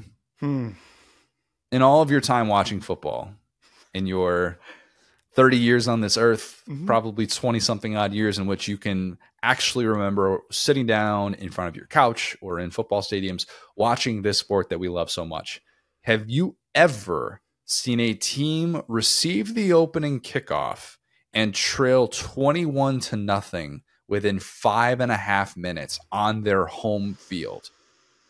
There might have been one of those like Bama, those like 2018 Bama teams where it was just RPO slant, Jalen Waddle, touchdown, 75 yards in the first play, and they're playing Mercer or something like that. Maybe, but again, like Bama was at home. So I'm talking about a home team getting kicked in the teeth and realizing within the first 5.5 minutes that a game is over and there is going to be nothing that they can do, because I've never seen anything quite like what South Carolina did to Oklahoma in those first 9 plays. I'm imagining the oldest, most boomer Southern coach saying, let's go score, because I would imagine that's what preceded that if it did happen. And I can't imagine it, to be honest. How do you rally? I don't know how you rally the troops other than say, yeah, I got a lot of time left. Okay, so they got a lot of time left to keep whipping our butts on the line of scrimmage and forcing turnovers, because, wow. Michael Hawkins Jr., that's got to be up there for one of the earliest benchings in SEC history. 3 turnovers that quickly. He gets benched for Jackson Arnold. Didn't matter. Could not block that South Carolina defensive line. And Deion Burks, unfortunately for Oklahoma, did not defy all odds and play. So, of course, still without those top 5 receivers. You could have put Sam Bradford back there, and I'm not sure he's making Oklahoma a respectable unit. Sam Bradford not walking through that door. Yeah. Buddy. Jermaine Gresham not walking through that door. They needed like 12 Jermaine Greshams. And yeah, I mean 12, like illegally playing offense, because that's probably the only way they were going to move the football. Yeah. I went into this, we talked about this in the preview, of thinking this was a how do you like me now game for Beamer, because he's back in his old stomping grounds, coming from the place where he was an assistant. Maybe he didn't get enough consideration in his mind to be the head coach to replace Lincoln Riley, whatever the case. I left this first quarter feeling bad for Oklahoma, who had its worst halftime deficit since the pre-Bob Stoops era, the Bill Clinton administration. Will, they got to see what Bob Stoops is up to. Maybe he just needs to get a little bit closer to the program a little bit. We know what Barry Switzer's up to. He's still in Norman. He's chilling. Yeah. You mean to tell me that you couldn't bring in Stoops and Switz and the Boz, and they couldn't figure something out on that sideline, just drawing up plays in the dirt? I wouldn't bet against it. I promise you this is relevant. I remember this being said whenever LeBron went to Miami, and it stuck with me. Pat Riley, who is the coach of the '06 team or whatever, because he wanted the title under his belt, when they brought in LeBron and Spoelstra was struggling, he correctly kept this energy in the organization. But there was a joke, I think Stephen A. Smith said, of like every loss, Pat Riley is just getting a row closer to the coaching job. And it's like on the one side, you have like Steve Spurrier, who's just like out there teaching classes, living the dream. And on the other side, you just, like Saban's kind of in the middle. And you see Bob Stoops just kind of like, hey, so have you guys like heard of the cover 3? Have you guys heard of the QB? Like, let me get into the meetings and kind of get some stuff going, because the retired legend could literally do so much better. I've watched a lot of Oklahoma getting embarrassed over my life, I promise. Even you take the playoff game against Joe Burrow here, because there was just no prayer for this team, to your point, from the beginning of this game. Yeah, and look, I realize Lincoln Riley suffered loss number 4, and Oklahoma fans, they're like, good riddance. We hope he loses every game that he coaches in his career. Oklahoma fans, that offensively speaking, that probably wouldn't have happened with Lincoln Riley. But then again, when you're as deficient as they are in so many areas, you could be the best schemer in the world. There's just only so much that you can do. This was not a Toby Keith win for Shane Beamer. It wasn't. We have to go off vibes with that. This was not a Toby Keith win. But at the same time, he was so in his bag, Beamer was, that he was telling Alyssa Lang during the game that they were about to run a flea flicker. Y'all watch this drive? I don't think I've ever seen that before. Not at least to where it makes the broadcast. And they're like, hey, flea flicker's about to come. Beamer just leaned over and said, do you like flea flickers? Yeah, man, who doesn't? That's how I would have responded. That is literally the George Bush clip. We must stop the Oklahoma Sooners. Now watch this flea flicker. Oh, he's really going to call it. Oh, my God. He buzzed it in. I think they tried to, but they didn't end up doing it in that moment. Yeah. But nonetheless, the story of the game is that South Carolina defensive line. They entered the day leading FBS with 33 TFLs in conference play, even after they faced LSU, Ole Miss, and Bama. Yeah. On Saturday, 13 TFLs for that unit. Only 2 combined from Stewart and Kennard, despite the fact that obviously they're so disruptive in everything that they do, and they free up other guys. You understand that. We don't need to get into that discussion. But they already have 46 TFLs in conference play. They had 38 last season in conference play, and that was a Beamer era high. All right? Hold on. Let me just spotlight that. You said they had 13 TFLs against OU? Yes, they did, Will. Yep. Goodness. Sorry, and only 2 of them stat like that. I need to just. And only 2 of them coming from the guys that everybody knows at this point. That we're scared of. The other guys were, you know what? Dude, I mean, Nick Eamon, did Oklahoma complete more passes to him than they did anybody else? Because it felt like it. Look, they have such a strength to fall back on. South Carolina does. 13 players registered part of a TFL. Yep. That'll play. It's more than an entire defense, just 2 extra. And a lot of that is because Oklahoma on the offensive line, they're inept. Talk about the quarterback change. They were shuffling offensive line pieces in the first 5 minutes of that game. They're like moving guys all over positions and stuff and just figuring out, oh my God, like we just playing whack-a-mole on their offensive line. It was that bad. South Carolina has played 5 conference games and they've only had 1 dud. Beamer's right, what he said last week against Bama. He's like, we were not good against Ole Miss. But everything else that we've done in conference play, look, we're a better team, and they are. And I know that the offense isn't anything inspiring, and here's something I wonder about with South Carolina.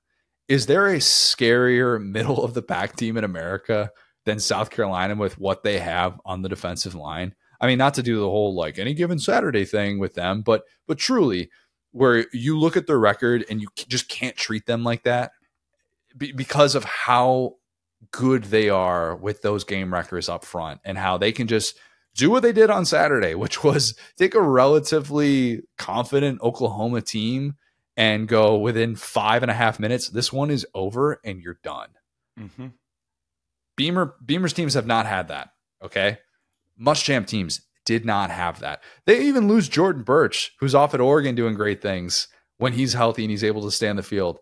And it's still, they find a way. And I wonder if this is going to become more of the norm in the transfer portal.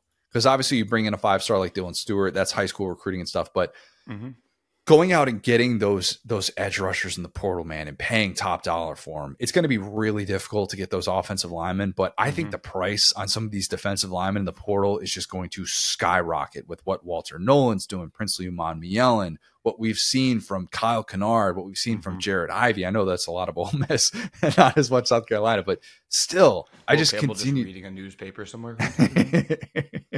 Will Campbell's really good. All right, we agree. Will Campbell's awesome. All right, those guys are also really good. This is maybe South Carolina is going to become a little bit of like a precedent setter for some of those teams that have struggled to have that established unit. Go pay top dollar for some of these edge rushers in the portal, man, and this is what can happen, and you're seeing that on display with South Carolina. We've seen it. It would be hard for me to actually find a college team that's done this, but it's a version of like what the Niners did, but kind of like with like not exactly Kaepernick because he was like a way different level player than Sellers, but almost kind of like what the Bears did when they had the great pass rush with a certain quarterback that I can't name on this podcast.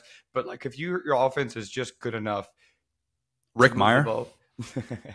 No, I was actually talking about Trubisky a little bit, but we could honestly talk about the Super Bowl Bears too, because trust me, Trubisky, we can name far worse than Mitch Trubisky. Like if we want to really go down this rabbit hole, we want to get into some Henry Burris, some late in his career Cordell Stewart, who I passed on my way up to the Wrigley Field announcer's booth one time, and he was wearing a Cubs jersey, and I was like, I'm all in. This guy is bigger than God. We want to get into some Bears quarterbacks. Will, I got all the time in the world. Well, like the Bears' history up to it, including probably Jay Cutler as well. They had the great pass rush, and they had an offense that just did enough. That's what South Carolina feels like. We haven't really seen a ton of that in the college level because usually your offense kind of gets broken open in ways that South Carolina has lost some games in that way. But point being, they have a very advanced, developed defense. Like their defense could turn you over. It can put you in negative plays. It can be sound when it needs to. I don't think being sound is exactly its highest priority because it's a defense that creates chaos in a way that it probably is highest in the SEC. I know Georgia again had a great weekend, but in terms of the course of the season and the level of competition they played, against Alabama. South Carolina's defense held their own a little bit better than Georgia's, I would agree, because of how lost Milroe looked the entire game. And so point being, like I think that this is a team that genuinely has a strength you can hold your hat on, a weakness that you can also identify. And that's pretty rare in college because these teams are so mercurial and they go one way or another. But yeah, I think if the offense doesn't lose them ball games, they've proven they've already hung with everybody. Yeah, they didn't win the big games, but they were really close, except for Ole Miss. Yeah, it's a better than their record is showing type team. Oklahoma, on the other hand, dangerously close to being 0-4 in SEC play, but the late comeback against Auburn, that's what is preventing that at this point. And you have to look at that remaining schedule. 4 SEC games left at Ole Miss, at Mizzou, home against Bama, then at LSU. Woof. That is 4 top 25 teams. Got the main game as well. They're sitting there at 4-3, Will.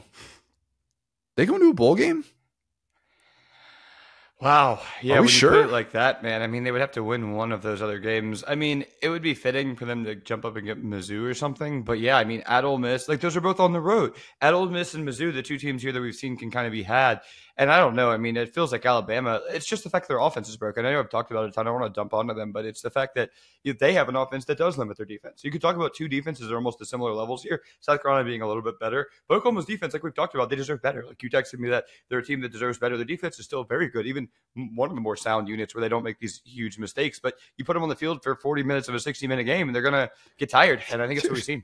South Carolina had 72 yards of offense, and they're up 24-0.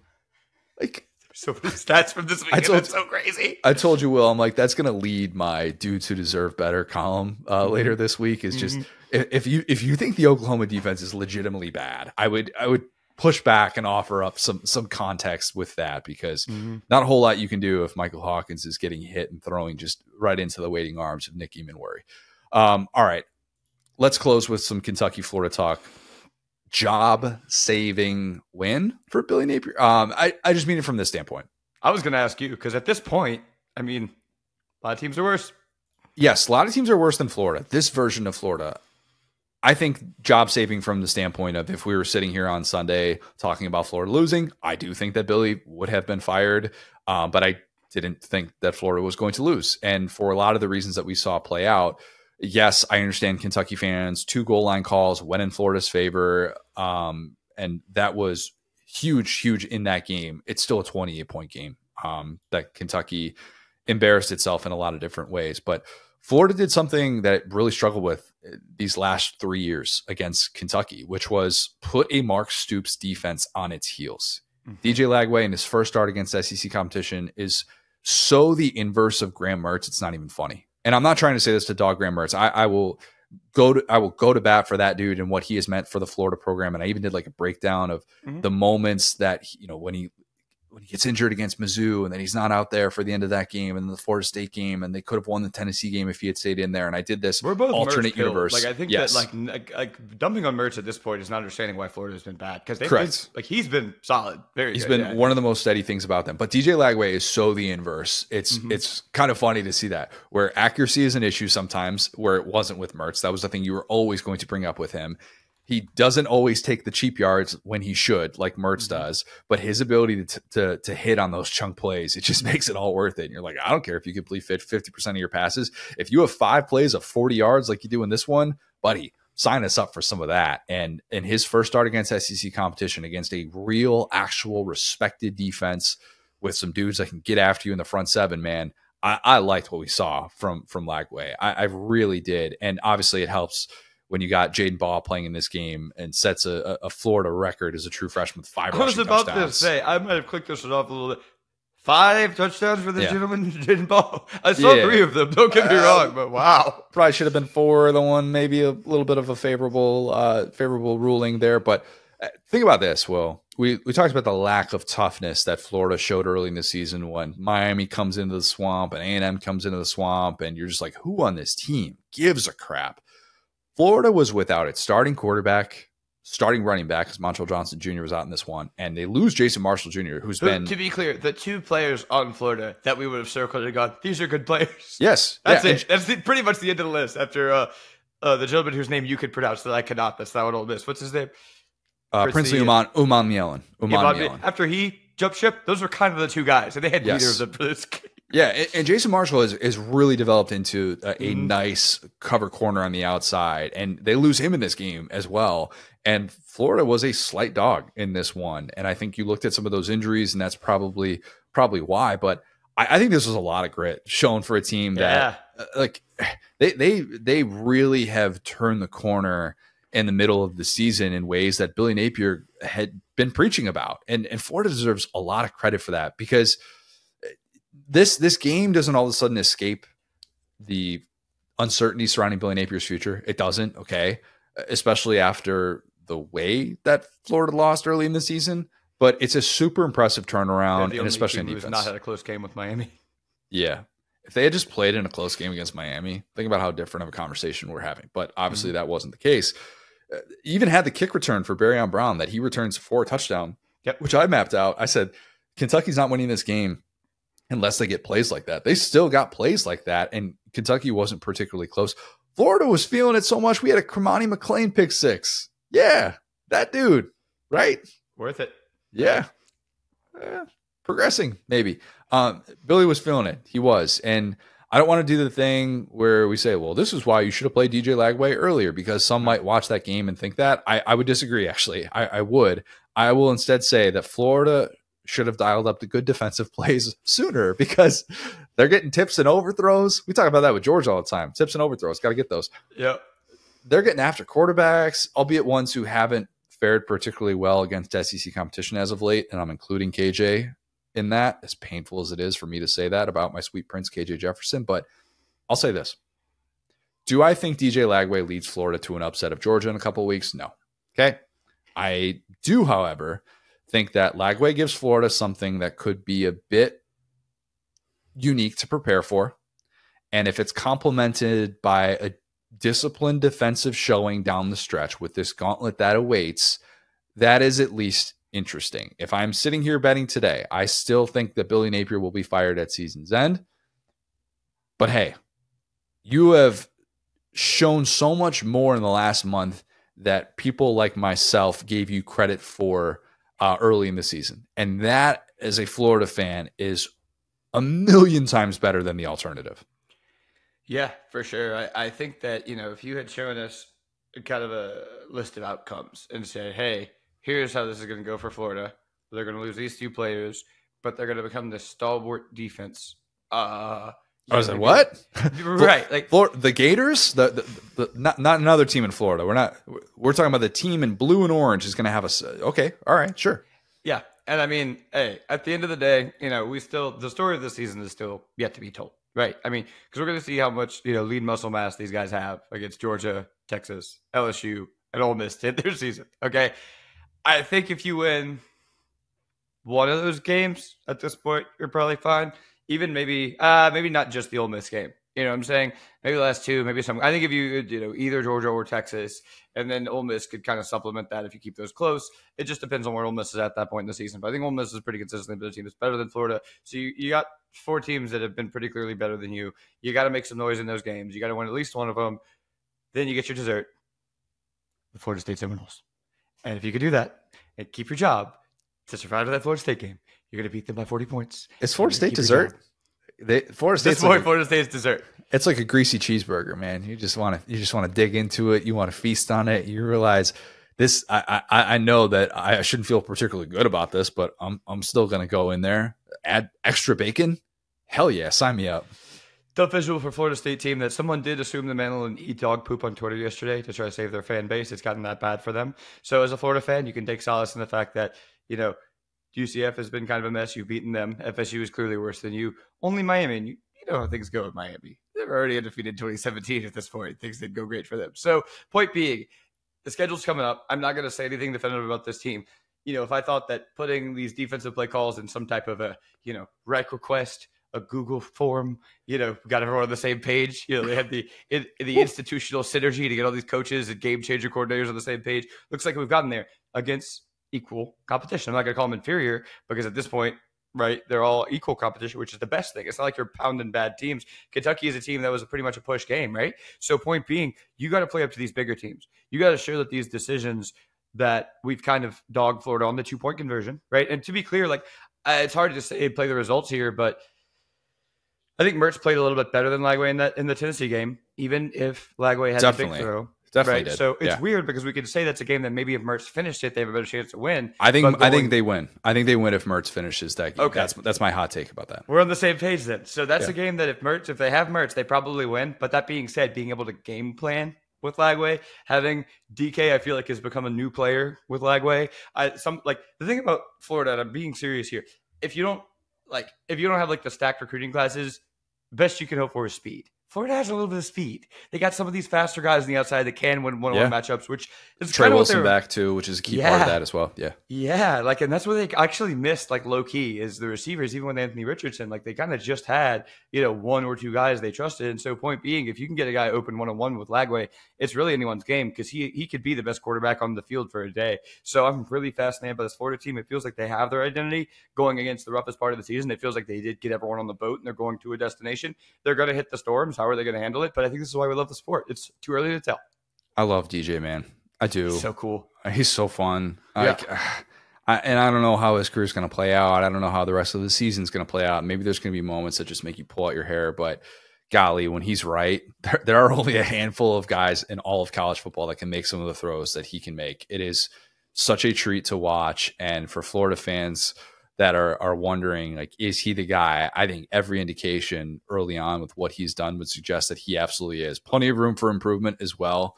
Mm-hmm. But if you were skeptical about whether or not he would live up to it, I think he has checked that box for you. And to win this game going away, a game that has been, look, you ended a 3-game losing streak against a program that is shown to be tougher than you, and you were the tougher program, I think is really, really important. So yes, good for Florida to be able to overcome something that has just been an absolute punchline in recent memory.